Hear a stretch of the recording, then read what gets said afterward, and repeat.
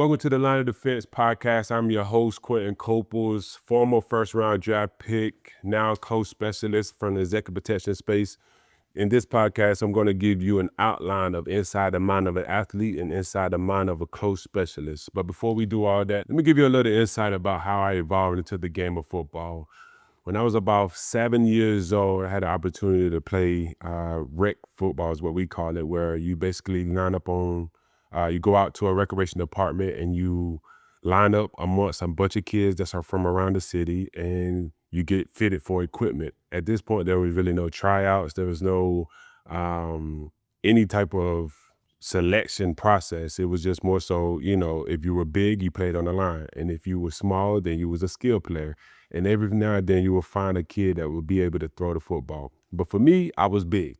So I played the offensive line, and then I was moved to the defensive line when it was time to play football. So got into that, and I was playing rec ball. So I played about 3 games. Those 3 games happened, and I was figuring out the game of football.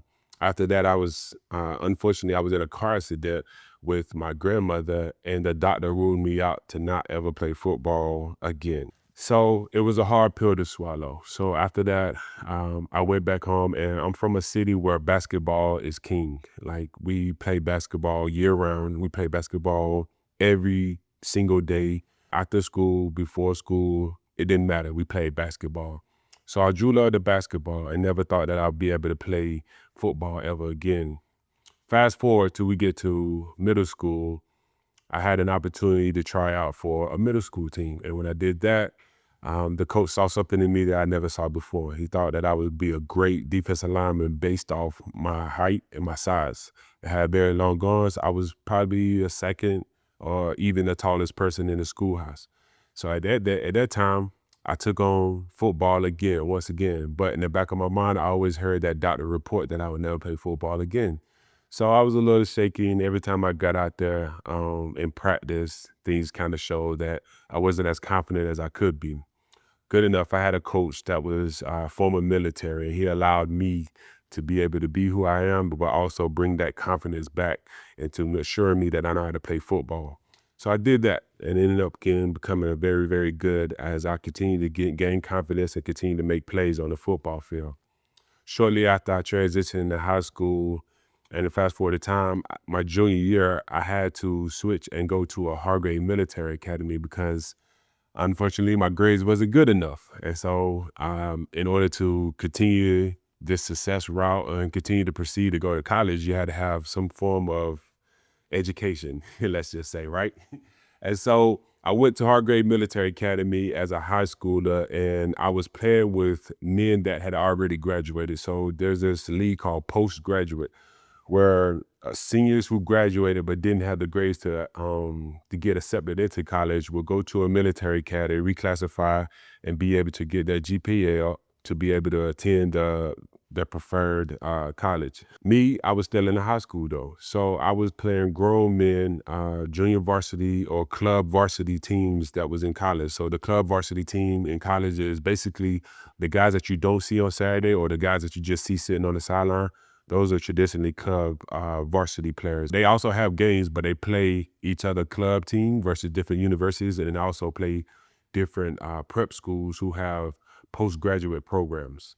After that, I went on to the University of North Carolina, where I received a full scholarship for 4 years. And I wanted to understand the game at a different level than what I was used to. I had come from a place where I had kind of figured out the game of football and it was pretty dominant, but now I'm playing against Power 5 colleges and I'm not the best player on the team anymore. I'm not the best player on the field anymore. So it was a rude awakening. And so I went from being a star to being an underdog. And that underdog life is a little different than being the guy that everybody depend on. So now I had to develop a better skill set to get me back on the field. Fast forward to time, my junior year, I was ACC All-American. I had the opportunity to be one of the best defensive linemen in the country. I was also ranked amongst one of the best defensive linemen in the state, and I think I was round of 1 to 2 competing with a guy out of Clemson as well. So we was having fun. I was having fun. I had 11 10 and a half, 11 sacks that year, and I was going into my senior year as a projected first round. Fast forward to time, 2012, I finished the year, finished my last year of college football, and I proceeded to go to the NFL draft where I was drafted number 1 overall to the New York Jets. I was drafted first, pick 16 to the New York Jets. I'm going on to my press run. So after you get drafted, you go on a press run and you talk to the media about being selected.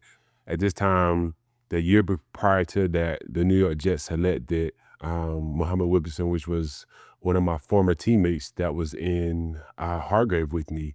As I mentioned earlier, I went to Hargrave Military Academy. He was one of the defensive linemen that was on the thing. So now I have somebody that I'm actually close in connection with and going to the same team as them. So it was bittersweet because I had to leave the South to come to the North. And if you know anything about demographics, those both don't mix. And so, but I did have a teammate there that was being able to kind of walk me through the ropes in regards to how to be a pro and things of that nature. So, and we played defensive line. So I was excited about that. So I get to the facility and see what an outstanding, tremendous facility it was. Some of the best doctors in the world, 2 or 3 chefs that cooked your food 3 meals a day plus snack. I had about 12 to 15 coaches around, and it was a whirlwind. I had to meet everybody and met everybody from the owner, Woody Johnson, all the way down to the janitor. Like everybody, I met everybody, and it was good. It was good. I never had a bad experience with anybody at the facility, and so I just took in the moment. I never really sat down and actually realized that I was first round draft pick, which is, I think it's about total of like 3,000 at this point, and counting. And so I'm one of 3,000 that ever been drafted in the first round. So that was a monumental statement. I never thought I'd ever be in that position. Being in the fact that I never thought I'd play football again, it just changed my life and whatnot. So got drafted as an outside line, well, defensive lineman, and ended up playing outside linebacker, but that outside linebacker is pretty much a defensive lineman at the 3-4 scheme defense. And so I understood that this defense wasn't the defense that I was used to, I was accustomed to. I came out of a 4-3 defense, so I had to learn how to actually play a different style of defense. And which leads me to the business that I'm a CEO currently of now, which is Kingsmen Protection. This has given me the opportunity to be able to protect high net worth individuals with the mindset and understanding of the game and the techniques that I've learned in football and translate them back into the game we call close protection. So as executive protection, now I create different schemes to protect high net worth individuals to get to point A to point B with no issues at hand. So now I'm in executive protection, and what comes with executive protection comes with everything. So now I have a team full of what I call assassins that come out and they're able to litigate any and every type of situation when it comes to securing the client or securing the clients with an S, which means there's more than one. We have anything from armored cars to police escorts to venue control to just personal protection. Maybe you have a stalker, maybe you have someone that's trying to get access to your computer or some type of digital file that you want to keep private. So maybe somebody understands where your safe box is. All these things can be a security risk to you. And Kingsmen Protection, make sure that none of those things are breached in any aspect or any form. So now what do you get from the Line of Defense podcast? You get insight on what it is to be an athlete, insight on what it means to be a protector. You get inside the brain. You don't just get the hoo-ha that you see on TV each and every day. You actually get details in regards to what you can actually do in regards to defending yourself and what you can actually understand when it comes to watching the game of football. Join the show, leave a comment, reach out to us. We're available on all podcasting platforms. I'm your host, Quinton Coples, and this is your Line of Defense.